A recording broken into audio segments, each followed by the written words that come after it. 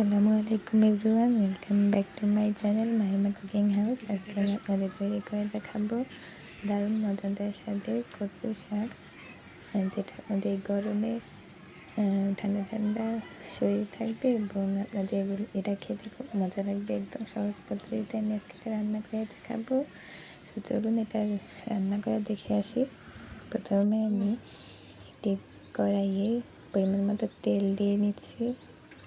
তেলটা একটু গরম হয়ে গেলে আমি এখানে পেঁয়াজ কুচি পরিমাণ মতো আর কাঁচামরিচ ফালি দিয়ে দিচ্ছি। এটাকে একটু ভালোভাবে নাড়াচাড়া করে নিচ্ছি।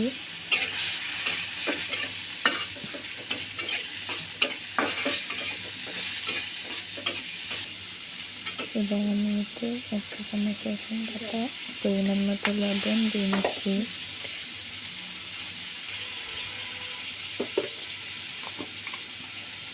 হাফ চা চামচ হলুদ গুঁড়া, হাফ চা চামচ মরিচের গুঁড়া নিয়ে নিচ্ছি। এই ইনগ্রিডিয়েন্টসগুলো আপনাদের স্বাদ মতো দিয়ে নেবেন।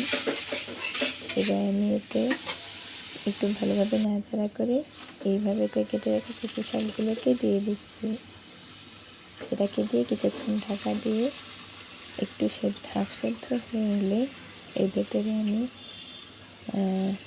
মসুরি ডাল দিয়ে দিচ্ছি। আমি যেহেতু আজকে এটা খুব সহজ পদ্ধতিতে নিরামিষ যেভাবে করতে হয় সেভাবে করে দেখাচ্ছি, নিরামিষ চিংড়ি মাছ ছাড়া কীভাবে করে করতে হয়, এর জন্য আমি এতে মসুরি ডাল দিয়ে আপনাদের আজকে করে দেখাবো।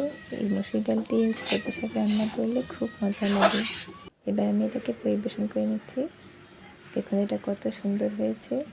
একদম লো আঁচে লাস্টের দিকে এটাকে একদম লো আঁচে রান্না করে নিয়েছি। প্লিজ আপনার ভালো লাগলে চ্যানেলটি সাবস্ক্রাইব করে দেবেন আর পাশে থাকা বেল আইকনটি বাজিয়ে দেবেন।